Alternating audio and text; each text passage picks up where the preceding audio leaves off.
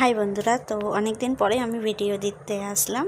তো তোমরা সবাই কেমন আছো আমার ইউটিউব চ্যানেল ফ্যামিলি।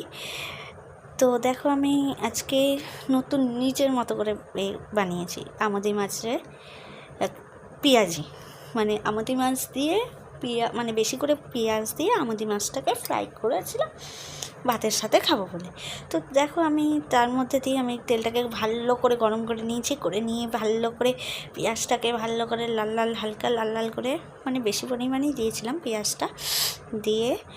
তারপরে দেওয়ার পরে আমি পেঁয়াজটাকে ভাজতে দিয়ে তারপরে এই দিকে আমি ছোটো মতো একটু মশলা বানালাম।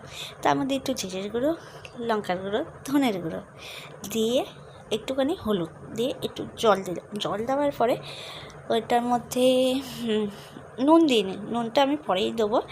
যাই হোক, ভালো ওইদিকে আমি মাছটাকে বসিয়ে দিয়েছি, হালকা হালকা হালকা ভাজা হবে।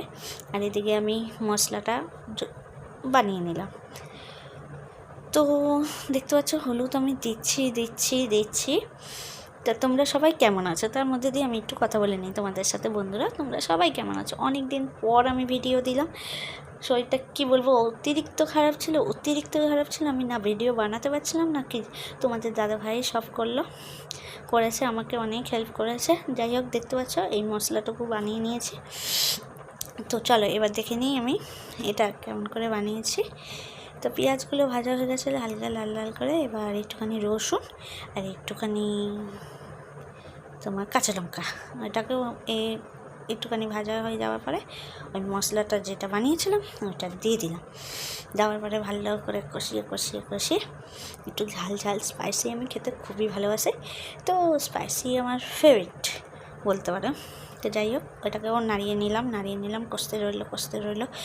কেমন করে কষাচ্ছি দেখো, যেন জমে খেতেই পারি না এমন করে কষাচ্ছি। যাই হোক, তারপরে দিয়ে দিলাম আমি ছোট্ট আমুদি মাছ।